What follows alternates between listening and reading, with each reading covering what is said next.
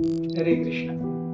राम मंदिर का उद्घाटन है 22 जनवरी को। हमने सोचा प्रभु राम के जीवन से, रामायण से चलित 5 प्रमुख किरदारों पर चर्चा करेंगे और उनका महत्व क्या है। हम देखते हैं प्रभु राम ये पूर्ण पुरुषोत्तम है। He is the supreme personality of God. और जिस प्रकार से कोई भी बड़ा व्यक्ति अकेला कहीं नहीं घूमता, किसी भी राष्ट्र का अध्यक्ष कहीं नहीं घूमता अकेले, उसके साथ में 8-10 एसपीजी कमांडोज ऐसे ट्रिगर पे AK-47 लेकर के घूमते रहते हैं। So that is how important he is, ऐसी उसकी महती है। तो अगर किसी साधारण राष्ट्र का राष्ट्र नायक इतनी सिक्योरिटी में घूम रहा है, तो भगवान कैसे घूमेंगे? भगवान और किसी राष्ट्र नायक के घूमने में एक अंतर है कि राष्ट्र नायक डर से घूमता है, उसकी जान को खतरा न हो। भगवान की जान को क्या खतरा हो सकता है? भगवान अपने पार्षदों को लेकर के प्रेम से घूमते हैं कि चलो मैं जहां जा रहा हूं मेरे साथ आ जाओ। उसी प्रकार से जब भगवान इस भूधरा पर आते हैं, अपने कई पार्षदों को लेकर आते हैं। सबसे प्रमुख हम देखते हैं भगवान के पार्षद, जो राम दरबार में ही हम अक्सर देखते हैं, या प्रभु राम के भाइयों में हैं, या तो सीता जी, हनुमान जी, या फिर भरत, लक्ष्मण और शत्रुघ्न। इनके बारे में हम चर्चा करने का प्रयास करेंगे और सीखेंगे कि इनके जीवन से हम अपने लिए एक साधक के रूप में क्या सीख सकते हैं। प्रथम अगर हम देखें माता सीता का जन्म तो मिथिला में है, उसके साथ में वो ब्याह करके अयोध्या में आई। अयोध्या में आने के बाद में लगभग 11-12 वर्ष का अयोध्या में वास है, और उसके बाद वो प्रभु राम से विलग होने से नकारती है। अरे मैं आपसे अलग कैसे हो सकती हूं? मुझे आपके साथ रहना है, मुझे आपके साथ वन जाना है। वन जाने का जो आदेश दिया गया था वो केवल राम के लिए था, बाकी किसी के लिए नहीं था। सीता स्वयं कहती है मैं भी आपके साथ जाऊंगी। Sita represents the living entity, Sita represents us. वो जब उन्हें कहा जाए कि प्रभु राम से अलग रहना है, तो सीता कहती है नहीं, मैं प्रभु राम के साथ जाऊंगी। मैं प्रभु राम के सामने चलूंगी और उनके पैरों में जो भी कांटे लगने वाले होंगे पहले मैं अपने पैरों में लूंगी, और तब राम अच्छे से वनगमन में या वन में घूम सकेंगे। तो ये एक भाग है जीव का कि अरे जीव के पास हमेशा स्वतंत्रता है, वो भगवान की सेवा करे या न करे। सीता मैया भगवान की सेवा करना चाहती हैं और करने के लिए वो वन भगवान के साथ आती है। लेकिन आगे जाकर के हम देखते हैं यही सीता मैया माया मृग से आसक्त हो जाती हैं, और उसके कारण उन्हें लगभग 10-11 महीने तक प्रभु राम का वियोग सहन करना पड़ता है लंका में। तो वही सीता मैया जो प्रभु राम के वियोग को न झेलने के कारण वन को गई थी, अब वही सीता अपने स्वयं की इच्छा से कहती है नहीं नहीं, आप मुझसे दूर जाइए, मुझे वो माया मृग चाहिए। जीव भी ऐसा ही है। जब वो भगवान, जीव के पास ये मुभा है, ये चॉइस है कि वो भगवान की सेवा करे या भगवान से विमुख रहे। इसीलिए जीवात्मा तटस्थ शक्ति है, वो भगवान की सेवा कर भी सकती है और नहीं भी कर सकती। भगवान की सेवा करने का चयन करती है तब या भगवान की सेवा करने का चयन करता है तब जीव अपनी स्वाभाविक स्थिति में है।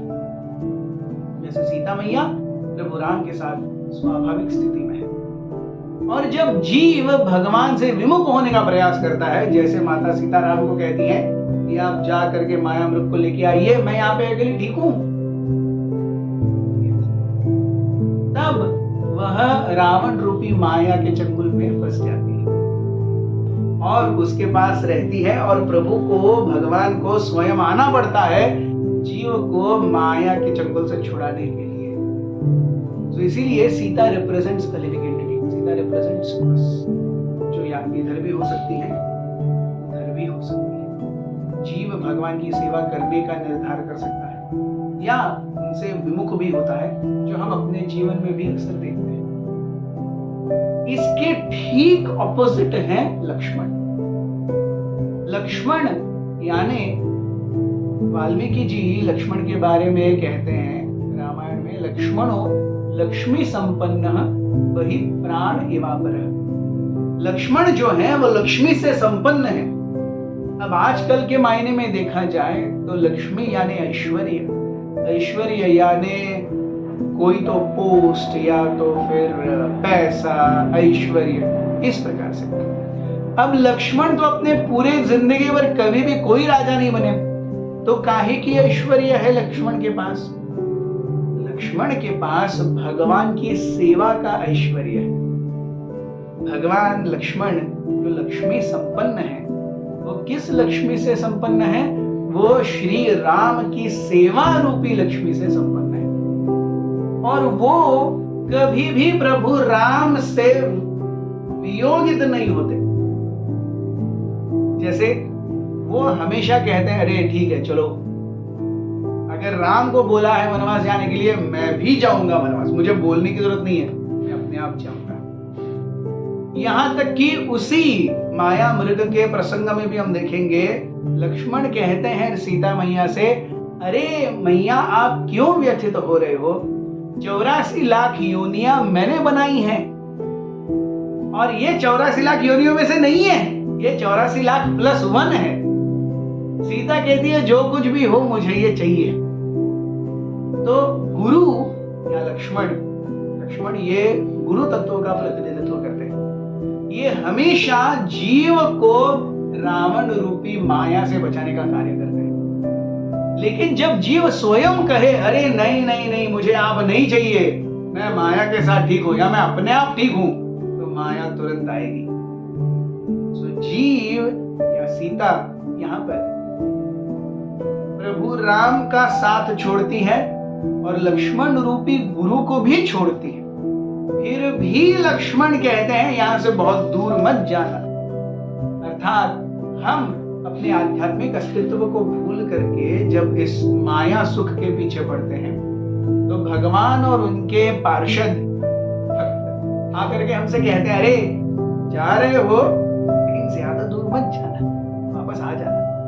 लेकिन हम उनके बात मानते नहीं हैं, हम अपने मन घड़न काम करते हैं और माया रूपी रावण के चंगुल में फंस जाते हैं। सो लक्ष्मण वो हैं जो भगवान की सेवा से एक क्षण के लिए अलग नहीं हो सकते, एंड दैट रिप्रेजेंट्स गुरु तत्व। तीसरे हैं भरत। भरत का अर्थ है भार वहति इति भरत। कौन सा भार भरत वहन कर रहे हैं? अयोध्या राज्य का भार।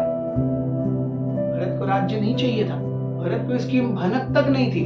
जब भरत को बुलाया गया और भरत को सारा माजरा पता चला, वो कहती है, अरे कहीं तुमने सोच कैसे लिया कि मैं राम को छोड़ करके इस राज्य का निर्वहन करूंगा? आपने महापाप किया है, आपने राम को वनवास भेज दिया है, आपके कारण मेरे पिता की मृत्यु हुई है। जिस क्षण मैं राज गद्दी पर बैठूंगा अयोध्या के, मैं आपके पाप अपने सिरहाने ले लूंगा और मैं ये कभी नहीं करूंगा। सो भरत 14 वर्ष तक नंदीग्राम में रहे, क्योंकि भगवान जमीन पर सो रहे थे। इसलिए भरत ने अपने लिए 4.5 फुट नीचे, जमीन के नीचे एक गुफा खोदी और उस गुफा के अंदर वो रहे और 14 वर्षों में अयोध्या पर राज्य किया। वेरी इंटरेस्टिंगली, अयोध्या पर इन 14 वर्षों में अयोध्या का कोष 9 गुना बढ़ गया, अयोध्या की सेना 4 गुना बढ़ गई, अयोध्या की जो क्षेत्र की सीमा थी वो दुगनी हो गई। अगर राज्य गद्दी पर ये नहीं बैठे हैं तो कैसे ये सब हुआ? ये सब हुआ क्योंकि भरत अपने कर्तव्यों को बहुत अच्छी तरह निभा रहे थे, राज्य के ही कर्तव्य, लेकिन उसके साथ में जो उसके पर्क्स आते हैं, जो उसके साथ सुख सुविधाएं आती हैं, उनका वो निर्वाहन नहीं करते, उन्हें वो स्वीकार नहीं करते। So Bharat is a classic example of how one should be attached to one's duty without thinking what it will give me, what is in it for me. Bharat मूर्तिमंत रूप में स्वार्थ से पूरी तरह दूर जाने का प्रतीक है। अंत में हम देखते हैं शत्रुघ्न, जिनका नाम तो शत्रुघ्न है, लेकिन पूरे रामायण में हम देखते हैं उन्होंने एक ही राक्षस का वध किया और वो था लवणासुर। तो फिर एक ही राक्षस को मारने के लिए शत्रुघ्न को शत्रुघ्न क्यों कहा गया भाई? घ्न यानी मारने वाला, शत्रुघ्न शत्रु को मारने वाला। इससे ज्यादा राक्षस तो राम और लक्ष्मण ने मारे।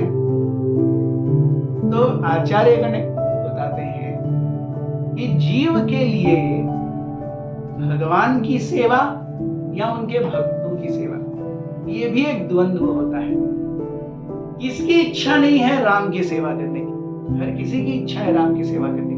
हम तो अनादि अनंत काल से राम राज्य के कंसेप्ट पर ही जीते आ रहे हैं। सो यहाँ पर लेकिन हम देखते हैं भरत के शत्रुघ्न के मन में भी इच्छा है कि मैं प्रभु राम की सेवा करूं, लेकिन वो देखते हैं कि अगर मैं राम की सेवा करने जाऊंगा तो भरत अकेले पड़ जाएंगे। लक्ष्मण तो राम के साथ हैं, लेकिन भरत के साथ कौन है? कोई नहीं। सो भरता Shatrughan chooses to be with Bharata, overcoming or subduing his most innate ardent desire of service to Lord Ram. तो प्रभु राम की सेवा करने की इच्छा ये शत्रुघ्न के चेतना में एक शत्रु है, क्योंकि शत्रुघ्न भरत रूपी भक्त की सेवा कर रहे हैं और ऐसे में राम रूपी भगवान की सेवा भी एक या सेवा की इच्छा ये शत्रु बन जाती है। देखिए क्या सुंदर और कितने सूक्ष्म मर्म है रामायण में। सो केवल ये चार लोग, ये चार भाई राम, लक्ष्मण, भरत, शत्रुघ्न और इनके साथ में सीता, ये हमें कितना कुछ बताते हैं हमारे दैनंदिन जीवन में अनुसरण करने के लिए। Thank you very much. Hare Krishna.